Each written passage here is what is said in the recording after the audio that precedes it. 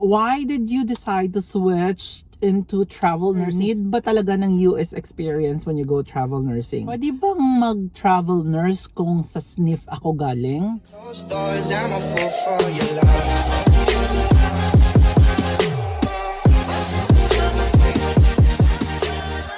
Hi guys, this is Ian and welcome back to another vlog. So this time guys, I will be answering some of your common questions that you guys sent me after I posted that travel nursing vlog few days ago.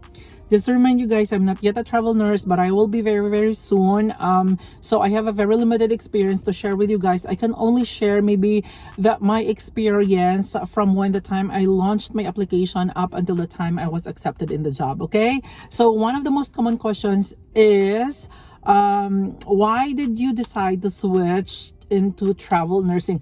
You know guys, it was a very hard decision for me to make, but I love challenging myself. I love learning new things. I love learning new stuff, and I love meeting people. You know, I love going places. As you know, I love traveling as well. Those are the main factors why I decided to go travel nursing. But it was, as I said, it was a really hard decision because I am working in a very nice hospital. I am working in a magnet hospital. It's an 800 plus bed capacity. It's a referral hospital. It's a heart hospital as well.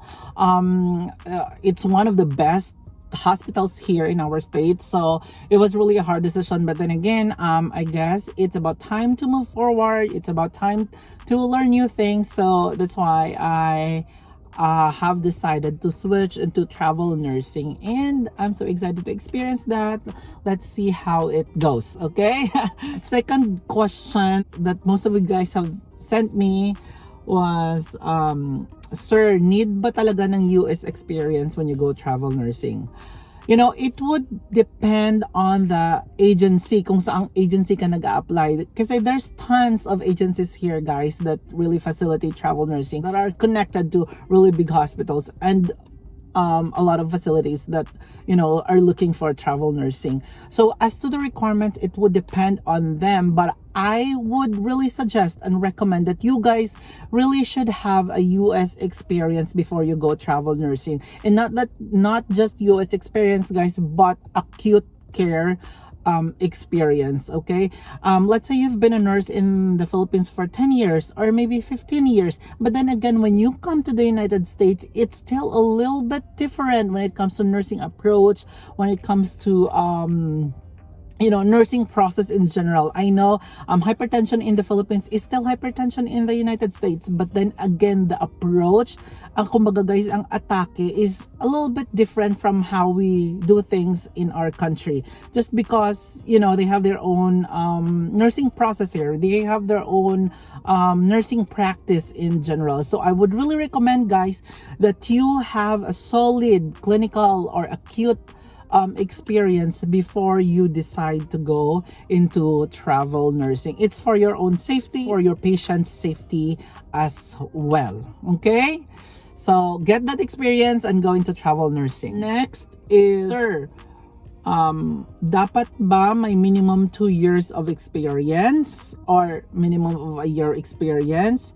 Again guys, that question would be answered by your agency. Depende pa din talaga guys sa agency. Like say for example, with the agency that I will be with, they required me to have at least 2 years US experience and also acute care setup. Okay, so that's the requirement, so I cannot refute that. But then again, if you only have a year of experience in the US and acute care setup, and you really want to go travel nursing, you feel like you are ready, in 6 months ka pa lang dito, ready ka na, okay guys, pwede din naman, find the right agency for you. Ima-match ka lang naman nila sa kanilang requirements at ima-match ka nila sa requirements ng hospital na naghahanap ng travel nurses, okay? So not necessarily 2 years, not necessarily 1 year, but it would depend on the agency na ina-applyan mo, okay? Next question, sir, pwede bang mag-travel nurse kung sa SNF ako nanggaling? Kasi pagdating ko ng United States, sir, is SNF or skilled nursing facility or nursing home ang employer ko. Okay, guys, if you want to go travel nursing, and if you want to go travel nursing as a skilled nursing nurse, then you can go for it. Okay. However, kung sa SNF ka nang galing at gusto mong mag-transition sa acute hospital as a travel nurse, then I would not recommend that. Although possibly na may agency na tatanggap sa'yo even if ganyan yung credential mo, but then again guys, you are putting yourself in jeopardy. Why? It's very different if you did not have experience yet in acute care facility and mag-acute ka na agad. Okay? Kung nanggaling ka sa SNF at gusto mo talaga mag-travel nurse, I would recommend that ang travel contract na kukunin mo is a SNF contract as well. But if you came from SNF and going directly to acute, it's gonna be really hard for you guys dahil magkaiba ang approach ng SNF and acute care facility. Kahit lang mag-refer ka sa doctor, iba. Kahit lang mag-assess ka ng patient, kailangan guys solid ang experience mo sa acute hospital before you go into travel nursing as acute care nurse. Okay? Hindi pwede na galing ka sa SNF, wala kang experience sa acute, pero magta-transition ka sa acute as a travel nurse. It's gonna be a double kill for you. It's gonna be really hard, okay? Kahit smart ka pa, kahit matalino ka pa, kahit nakaka-cope ka pa, your experience will be your best teacher. So, kailangan mag-acute muna, tapusin ang SNF na kontrata, mag-acute hospital muna, at least a year, and then that's when the time you can apply for, acute care travel contract, okay? Next, sir, anong magandang specialty kung travel nurse ka? Okay guys, this would depend on you kung saan ka trained. For example, train ka sa telemetry, I would suggest get telemetry contract. If trained ka naman guys sa medical surgical, like me, I am a medical surgical float pool nurse. So trained ako sa lahat ng units ng medical surgical, renal, cardiovascular, neuro, spine, onco, yung mga ganon, basta medical surgical siya. Kaya kasi fina-float ako guys wherever unit na kailangan ako every day, okay? So malalaman ko lang yung assignment ko for the day at least 15 or 30 minutes before my shift. Like, hey Ian, you're gonna go to neuro. Hi Ian, you're gonna go to vascular. So as a travel nurse, also, I signed up for a contract that is a medical surgical float pool. So, it's still the same. It's within my scope. It's within my training. So, yan na yung comfort zone ko. I will not jeopardize myself by going to telemetry, for example, that I'm not even trained in telemetry. I'm not even trained to do critical care. So, I would suggest whatever you are trained at, whatever you are best at, you go for it, okay? You go for that specialty, okay? Huwag ka nang lumabas pa unless otherwise trained ka, okay? So, next is, ano pa ba mga questions ninyo, guys? Sahod, okay?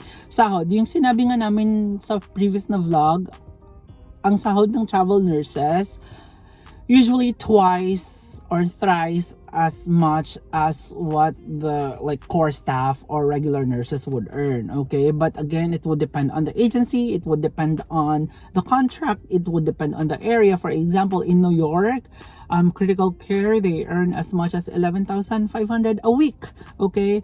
In some of the areas, telemetry, for example, they earn 7,000 a week, okay? Medical surgical, they have a different rate, so it differs from one specialty to another specialty. Ano pa bang mga tanong nyo?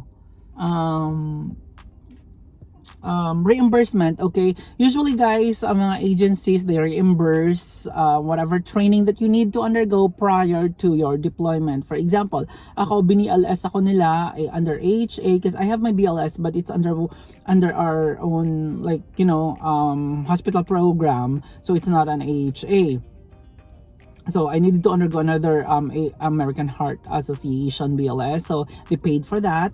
Also license endorsement, say for example my license is Ohio for example, but I want to be deployed in New York and I need a New York license. So then again, I need to endorse my license to New York, right? They will pay for it as well. Most of the agencies, they do pay for it. But if napunta ka sa agency na hindi nagre-reimburse, then it's all up to you guys, okay? You have the option. Next, sir, compact license ako.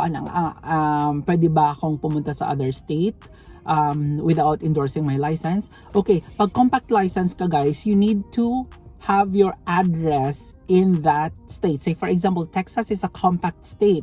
You need to have your address in Texas as well before you can like you go travel nursing in some of the states, and that will be considered as like, oh okay, technically travel nurse siya and compact license siya, accepted ang compact license niya because ang residence niya, ang permanent residence niya is Texas. A permanent address niya is Texas. Say for example, Texas ang license mo but ang permanent address mo is Minnesota, which is not a compact state, then you still need to endorse your license. Okay, does it make sense? Okay, liwaton ko ha. Sorry guys, uulitin ko. If compact license ka, okay, your address should be in that state. Say for example, Texas ka, and Texas is a compact state, and that is where your address is at. Okay, you go to other state, meaning to say, i-accept nila ang license mo even if wala kang actual license in that state because compact yung license mo. Last question, sir, sino-shoulder ba ng agency ang medical expenses mo or yung mga pre-medical check-up prior to deployment? Yes, usually sino-shoulder ng agency nyo yan guys, because each facility or each hospital, they have their own specific requirement. Okay, some of the hospitals would require drug test, some siguro hindi na, some hospital would require CBC, some hindi na. Okay, in my case guys, my agency actually shouldered my medical expenses, my pre-deployment medical expenses, so wala akong ginastos. But yeah, so that's it for now guys, because I actually need to submit my urine today again. So they need me to repeat my drug test because parang may hindi sila na-include na drug test doon, which is, you know, it's really fine. I don't really care. I will do it. But anyway, if you have some questions, just send me a message. I will be answering your questions the best that I can. I hope to see you again soon. Bye-bye.